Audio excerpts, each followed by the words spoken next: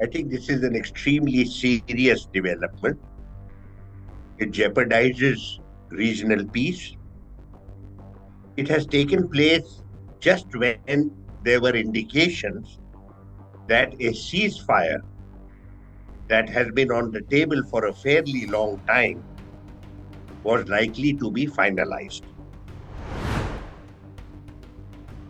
So, do you believe that Israel did this deliberately to scuttle the ceasefire? Absolutely.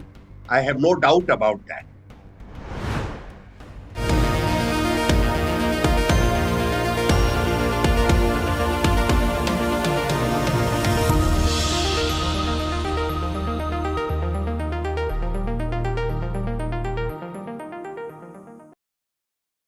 Hello and welcome to a special interview for The Wire. How serious is the assassination of the Hamas leader Ismail Haniyeh, and could it lead to a wider conflict in the Middle East? Joining me to answer those critical questions is India's foremost expert on the area, former ambassador to Saudi Arabia, Oman, and the United Arab Emirates, Talmiz Ahmad.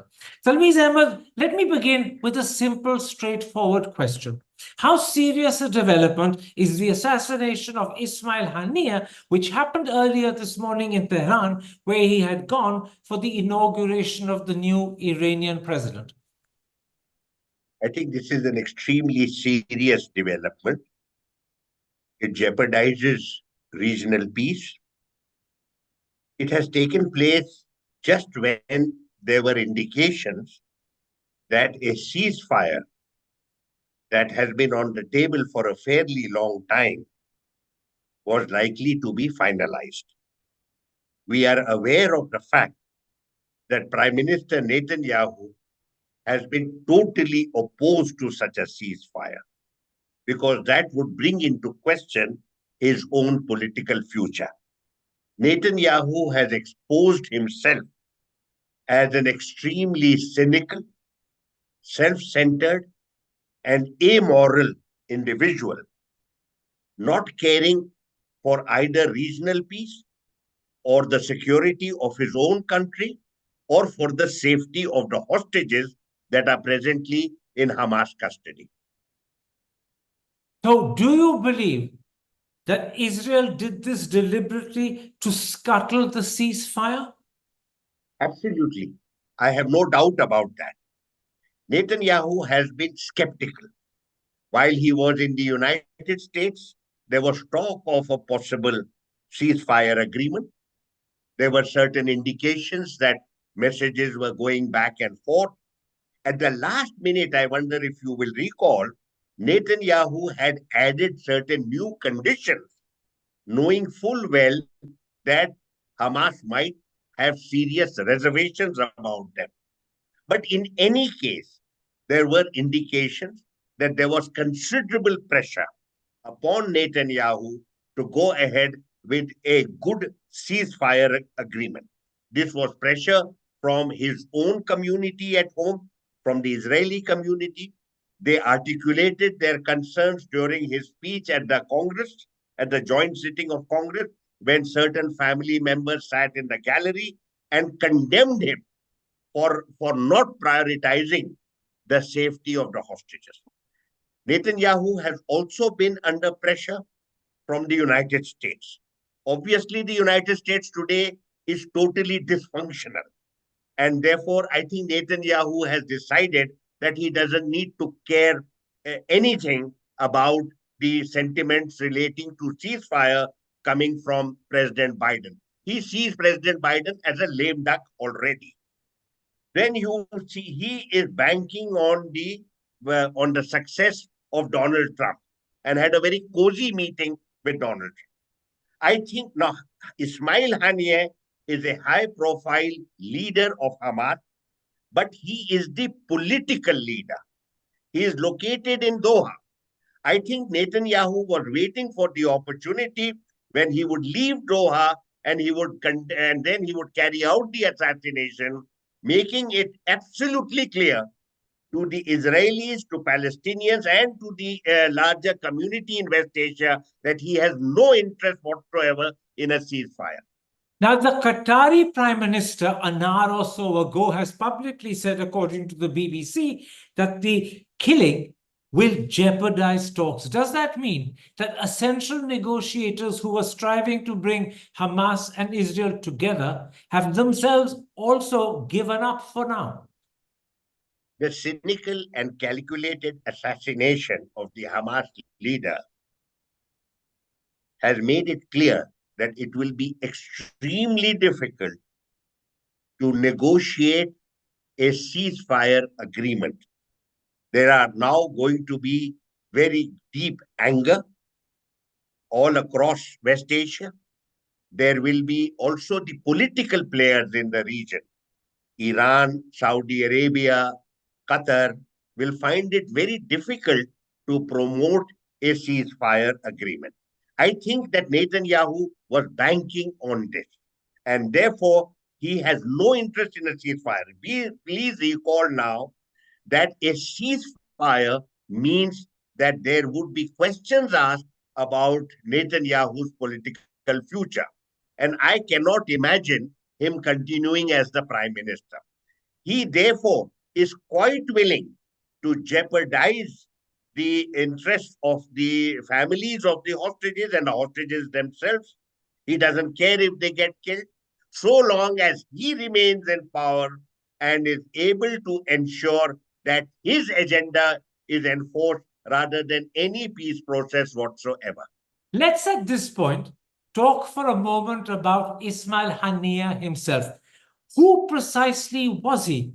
I know that he was in charge of the peace talks that were happening. He was actually and actively involved. And I know also that he's a short-lived Prime Minister of Palestine, and after that, a much longer-serving head of the government of Hamas in Gaza. But tell us more about Ismail Haniyeh and how he's critical to Hamas. Ismail Haniyeh has been the leader of Hamas. Please recall in this context that several leaders of Hamas have been assassinated by the Israelis in the past.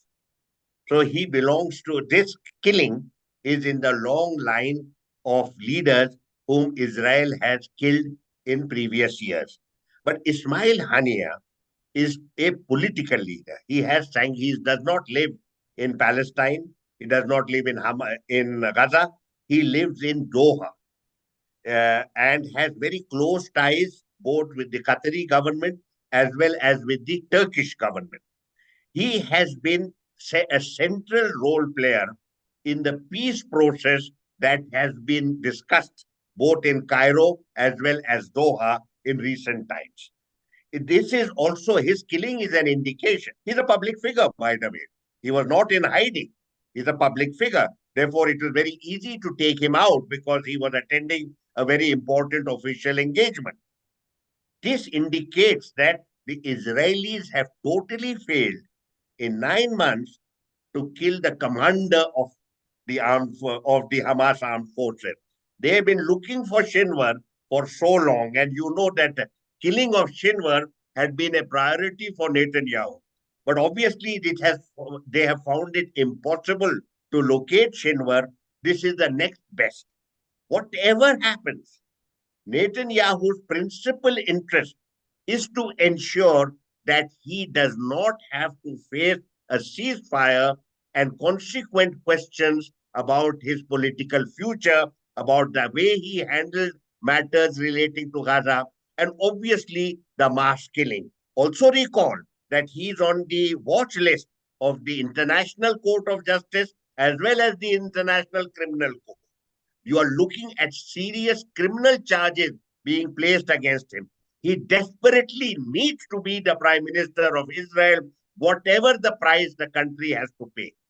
Now, Hamas has promised that the killing of Haniyeh will not go unanswered. Do you expect Hamas to retaliate within Israel, or will they limit themselves to action in Gaza? Because the first would be deemed by Israel and perhaps by the Western world as a major retaliation that could spark off further war and killing. There have been many killings that Israel has carried out, both with regard to targets relating to the Palestinians, particularly the Hamas, as well as Iranian targets. The governments concerned and the leaders concerned have promised vengeance, but they have never given details in this regard.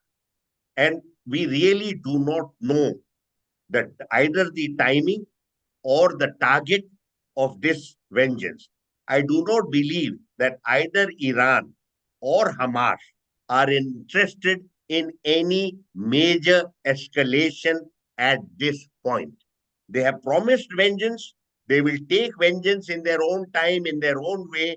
But I do not believe either of them is seriously interested in falling into Netanyahu's agenda. I do not believe there will be a dramatic escalation in the security scenario in coming days directly as a result of this assassination. Let's talk about Iran's response. Ayatollah Khomeini has categorically said that it is Iran's duty to avenge Haniyeh's assassination.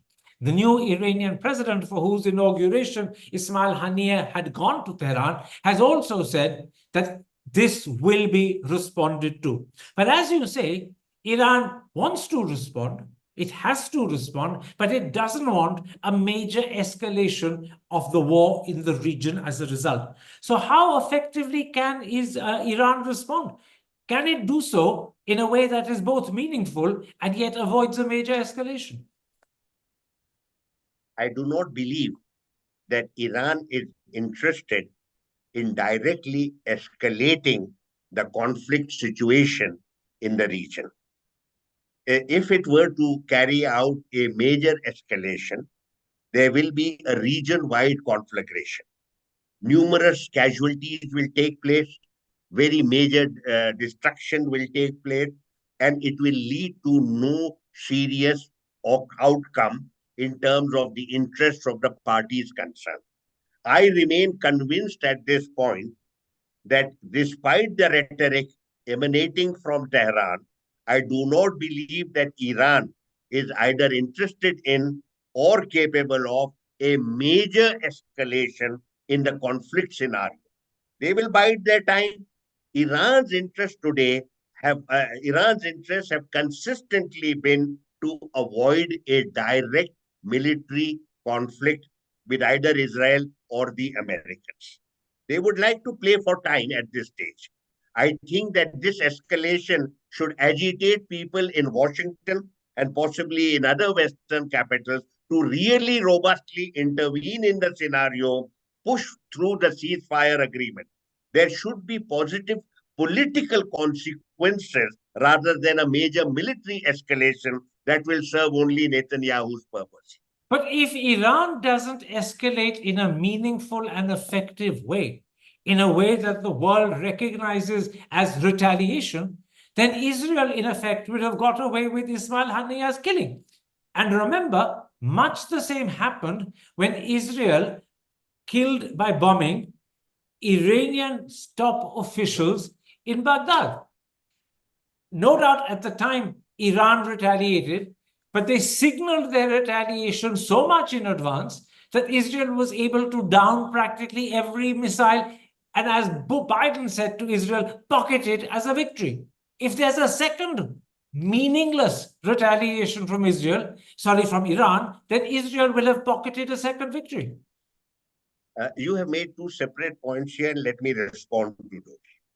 Iran, having experienced sanctions, American constraints, deliberate provocations, has learned the virtue of strategic patience. Iran is not readily provoked into conflict, which will only be a disaster to itself. It neither has the military capacity nor does it have the incentive to encourage a military confrontation with the Israelis, even if Netanyahu would like to seek that. Strategic patience is the watchword as of now. With regard to the skirmish, the tit for tat skirmish that took place in the month of April, I have argued in the past and do so again that these were technology demonstrations on the two sides. The Iranians fired very low quality missiles in large numbers, but in three stages. In the third stage, they fired some of their better quality missiles. Seven of them penetrated the Iron Dome and damaged the target that had been pre selected by the Iranians. Israel retaliated as well, also demonstrated its capacity to do damage. This was a technology demonstration.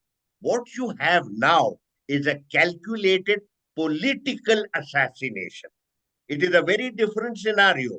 It is to provoke the Iranians into giving up their patience and actually participating in something that is not in their interest. Politics is in their interest. They would like this scenario, the prospect of serious conflict in the region, provoked entirely by the Israelis and their prime minister, to really shake the global conscience and concerns and ensure that even this lame duck presidency that you have in Washington today finally gets its act together and is able to push its agenda of a ceasefire and the beginning of a peace process. Recall here again, it is President Biden who put the two-state solution on the table, repeatedly emphasizing this point. This has been echoed in various other European capitals. This is the time for the Iranians to convey to the Western alliance that now you should enter the scenario or you will see completely meaningless conflict all across West Asia. Hi, I'm Karan Thapar. Over the last few years, I hope you've been watching my program, The Interview on the Wire. During that period, I've interviewed doctors, politicians, businessmen, scientists, authors, and even the occasional Nobel laureate. For me, it's been exciting. I hope it's been enjoyable for you. But these, as you know, are tough times, and if this program is going to remain bold, independent, and sometimes even defiant, then I think we need your support. At the end of the day, it's a truism, but editorial independence is best defended by the viewers. So if you would like this program to remain the way it is, forthright, outspoken, and interesting, then would you consider supporting us? All you have to do is to click on the description at the bottom. But more than anything else, I hope you will continue to watch the interview. Your viewership means an awful lot to me.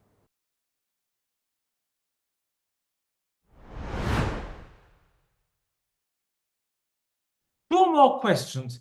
Do you believe America would have given prior clearance to Israel for the assassination of Ismail Haniyeh? Could this have happened without American acknowledgement and acceptance? I don't think the Americans were in the picture at all. I don't think Israel consulted anybody whatsoever. This is a self-conscious and deliberate act by Netanyahu personally. He has got his own political agenda. Now, earlier it used to be conventional wisdom that Israel seeks sanction from Washington before some of its more dramatic actions in the region. Those days have gone. The Gaza war has shown, certainly over the last 6 months, that the Israeli top leadership no longer cares for the Americans. Repeatedly, American blandishments, American pleadings, American interests have been completely flouted by the Israelis with impunity. He has focused on cultivating the extreme right wing in the United States. He is very cozy with Donald Trump. He is very comfortable with the Republicans. You will recall that many Democrats did not even attend his conversation, his speech. It is the Republican support that he sought. That is his natural constituency. He doesn't care for anybody else. I certainly did not consult Biden. And if he had even vaguely suggested something like this, I think the Americans would never have supported that. One more question. Haniyeh's assassination has coincided with the killing of a Hezbollah commander in Beirut, Fuad Shukr, literally 24 hours earlier. What do you expect Hezbollah to do? They too have promised to retaliate. They're very good at retaliating, and they're much more powerful and much better equipped than Hamas. So what do you expect on that front? These entities, these non-state entities, that have repeatedly taken up arms against the Israeli state.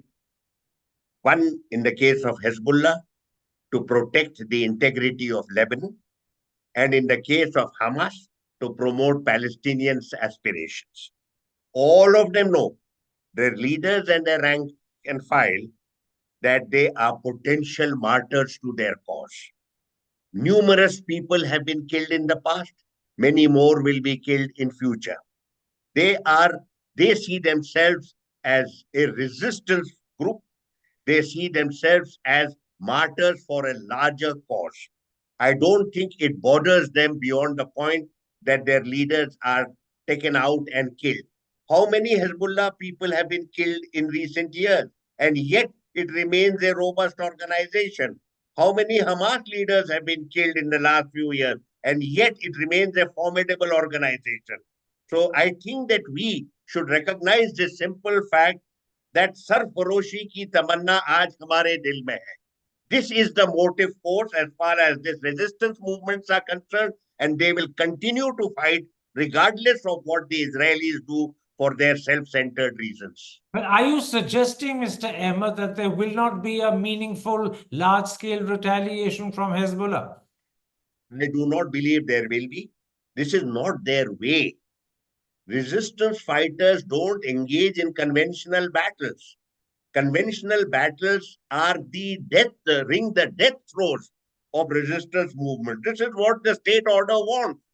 But that is not in the interest of resistance. Resistance carry out their actions. They are motivated by putting pressure on the cruel and harsh state order that is their enemy. Never confront that state order directly because they have formidable military force that these resistance movements do not have. So you're suggesting, and I'm asking you for clarification, that neither from Iran in response to Ismail Haniyeh's assassination in Tehran, nor from Hezbollah in response to the 24-hour earlier killing of Fuad Shukr will there be major destabilizing retaliation. My understanding of the regional scenario convinces me that while the Americans and the Israelis may constantly provoke these movements and their allies through targeted killings, they do not respond in the expected way because they are not a conventional force. They are an axis of resistance.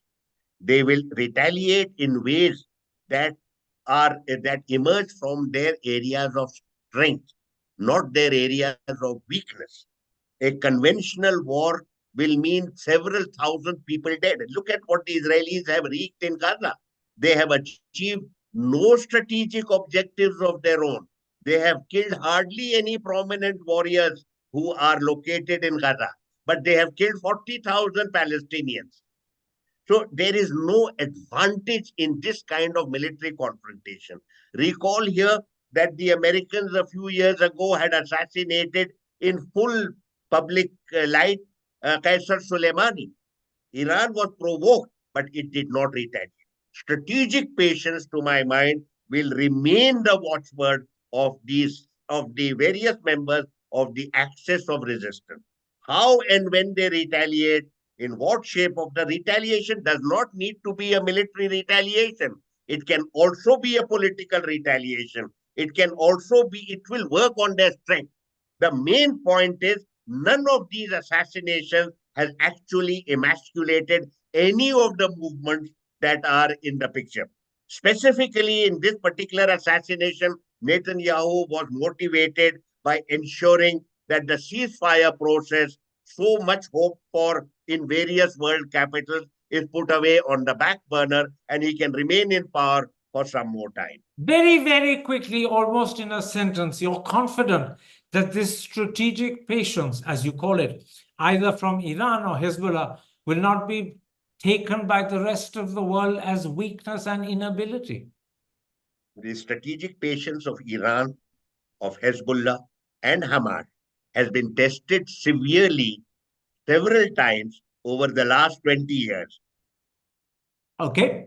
I have a feeling that at that precise moment, as we come to the end of this interview, the picture and frame has frozen. Yes, I'm absolutely right, it has. I thank Mr. Ahmad for making time for me, literally at a moment's notice, and clearing the deck to do this To interview. hold back and take action when the time is right. I'll stop you, sir. We missed a good 30 seconds of what you were saying. The line froze. Can you literally, in 2 sentences, sum up what you were saying because the line froze, but literally in 2 seconds? Strategic patience is central to the survival of the axis of resistance, and it will continue in place for some time to come. Mr. Ahmad, thank you very much indeed. Take care. Stay safe. Thank you. Hi, I'm Karan Thapar. Over the last few years, I hope you've been watching my program, The Interview on the Wire. During that period, I've interviewed doctors, politicians, businessmen, scientists, authors, and even the occasional Nobel laureate. For me, it's been exciting. I hope it's been enjoyable for you. But these, as you know, are tough times, and if this program is going to remain bold, independent, and sometimes even defiant, then I think we need your support. At the end of the day, it's a truism, but editorial independence is best defended by the viewers. So if you would like this program to remain the way it is, forthright, outspoken, and interesting, then would you consider supporting us? All you have to do is to click on the description at the bottom. But more than anything else, I hope you will continue to watch The Interview. Your viewership means an awful lot to me.